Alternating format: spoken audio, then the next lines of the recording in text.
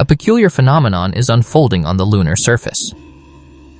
For nearly the past 10 years, researchers on Earth have been attempting to investigate the moon using sophisticated autonomous machinery. Vast sums, hundreds of millions of dollars, have been invested in a modern generation of lunar landing craft. Yet for all our efforts, what we've primarily achieved is a continuously growing graveyard of damaged spacecraft scattered across the terrain. This is the challenge we face. However, a remedy may exist. The solution might simply emerge from an unexpected source. Our story starts in history. The year was 1967. NASA's Surveyor-3 probe descended onto the moon's surface. It was an independent robotic machine designed to prepare the way for the Apollo expeditions. For its era, it represented advanced technology, though looking back, the craft operated on a flight computer with processing capability comparable to a scientific calculator, and the descent was far from gentle. But those were different times, and we live in the present. In June 2025, a Japanese craft called Resilience drew near to the moon. This time, nearly 6 decades later, the vehicle is outfitted with sophisticated computing systems, microprocessors, and a laser altitude measuring device capable of determining the precise distance to the lunar terrain down to tiny fractions of a millimeter. Once more, the landing was rough, but this attempt was nowhere near successful. Resilience struck the moon with sufficient force to create a crater 16 meters across. The organization that constructed the craft, iSpace, attributed the crash to the laser rangefinder. The device was programmed to begin calculating the distance to the moon at an elevation of 3 kilometers. Instead, it failed to activate until the craft had descended to less than 900 meters above the surface, while still traveling at 66 meters per second. By the time the computer recognized what was occurring, it attempted to decelerate, but the moment had passed. One hypothesis for this malfunction is that the lunar surface reflected less light than what had been predicted. Consequently, this diminished the quantity of laser light returning to the craft and disrupted the entire system, deceiving it into believing it was at a higher altitude and preventing the activation of the landing thruster. What's fascinating is that Surveyor-3 encountered a comparable issue with the reverse outcome. It actually discovered that the moon's surface was more reflective than the lander's radar altitude sensor had anticipated, which similarly confused the onboard computer. Only in this case, it didn't occur several kilometers above the ground. Surveyor was merely a few meters from the moon. Its only task was to power down the main thruster and settle gently onto the surface. Instead, the overtaxed calculator essentially locked up and couldn't determine its actual proximity to the ground. Rather than simply terminating the rocket for a gentle touchdown, it continued operating, which caused Surveyor to rebound from the surface and launch 11 meters back into space. Then it descended once more, with the rocket thruster still firing, and bounced off the surface a second time. On the third attempt, it either calculated its position correctly or exhausted its fuel, but the thruster finally ceased and the craft came to rest. Surveyor-3 had rebounded so far off its intended path that it settled on the angled rim of a substantial crater. Nevertheless, apart from that deviation, the mission was successful. This is the sort of question you'll encounter frequently. How is it possible that NASA managed to land on the moon 6 decades ago with computing power equivalent to a handheld calculator while in the 21st century we seem unable to accomplish it? Well, it's conceivable that our sentimental view of history has a way of obscuring our perspective. We mistakenly equate fortunate circumstances with exceptional engineering, but it's equally probable that we establish stricter standards for contemporary achievements because we anticipate more from people. And to be honest, not every current moon landing has been unsuccessful, but the majority of them are. Continuing with iSpace as our example, that wasn't even their initial crash landing on the moon. They experienced a comparable yet opposite difficulty in 2023. This time, the laser functioned perfectly, but it was the craft's computer programming that became disoriented. And once again, this relates to altitude measurement. The craft believed it was approaching for a gentle landing just above the surface and terminated the main thruster. In actuality, it remained 5 kilometers above the moon. The vehicle plummeted like a stone. It's almost as if the moon is somehow resistant to precise measurement or something similar. It's rather strange. And it's the sort of challenge that a computer alone, regardless of its processing power, will have difficulty with. We have another unsuccessful moon landing in 2025 that may provide additional insights. This time it involves an American enterprise, Intuitive Machines, and much like iSpace, they are attempting a second lunar landing, which also depends on a laser to navigate their vehicle. The Intuitive Machines craft ended up lying on its side at the bottom of a crater near the lunar south pole. It toppled over, not because its shape resembles a refrigerator, though that like love phone. I didn't help matters, but because the craft approached too rapidly and possessed too much horizontal velocity, so it wasn't merely descending, it was also traveling sideways at considerable speed.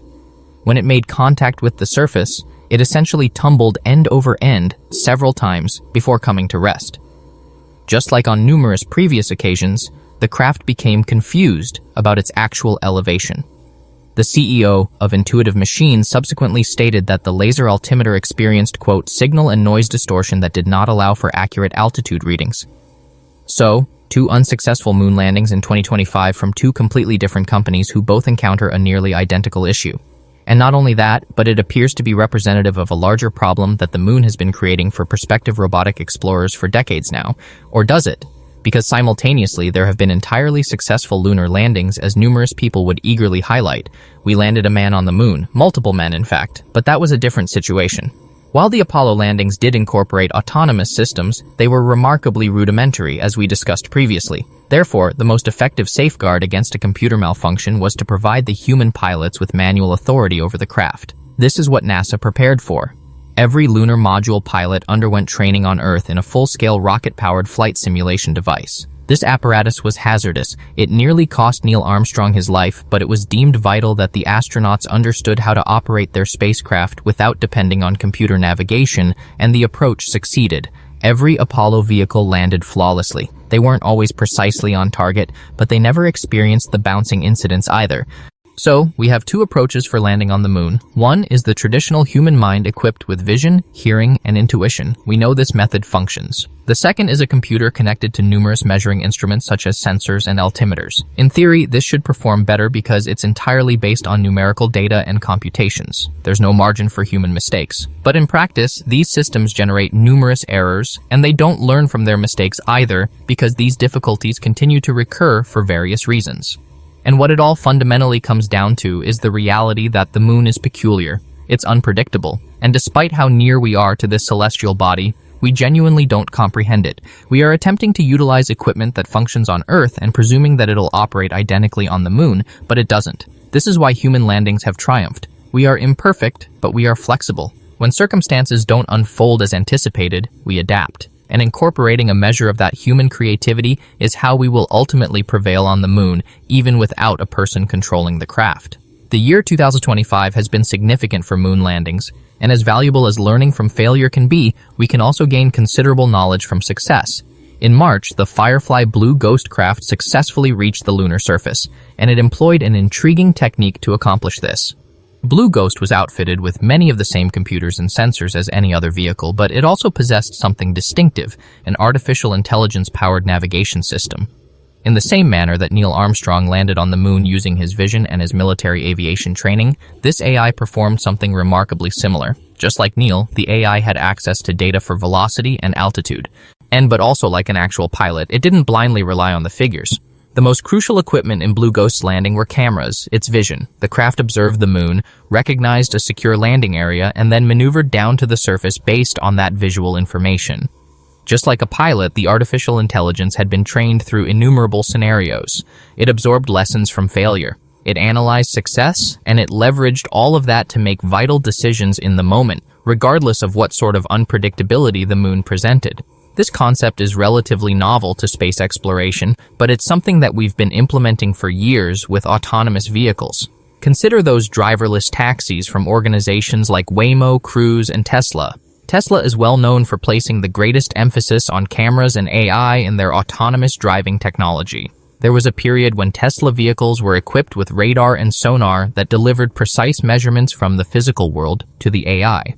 But now that's been substituted with a camera-exclusive approach. Except what many people aren't aware of is that Tesla still employs traditional measuring instruments such as LiDAR, which is a fusion of laser and radar technology. There are numerous photographs available that display Tesla vehicles outfitted with LiDAR systems that are being utilized to train and calibrate the camera vision. If this strategy proves to be effective, then Tesla can leverage it to expand their autonomous vehicles at remarkable speed.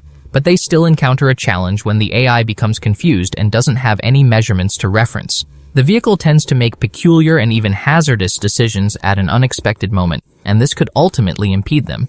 Similarly, when it comes to Waymo, which is owned by Google, people assume that they don't utilize cameras and AI simply because the vehicle also has that large rotating sensor assembly on the roof. But that's not accurate. Google is a global leader in artificial intelligence, and Waymo employs a combination of AI vision along with measurements from LiDAR, radar, and sonar. This methodology has enabled the company to establish an early presence in the driverless taxi industry thanks to the enhanced reliability from merging modern AI with proven technology. You obtain the advantages of both approaches. This is a strategy that should likely be adopted for space exploration.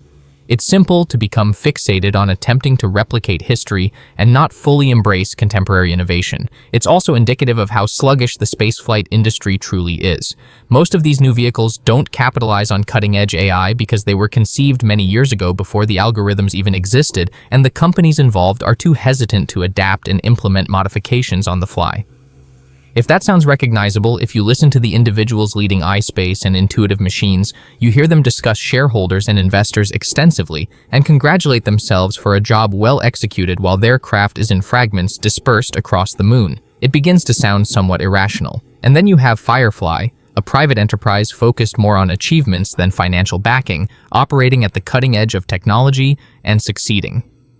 Of course, Firefly is entering the stock market this year, and everything could transform. And once again, we could be mistakenly equating fortunate circumstances with exceptional engineering, but we've witnessed 3 moon landings, 2 failures, and 1 alternative approach that resulted in success. So, what do you make of that?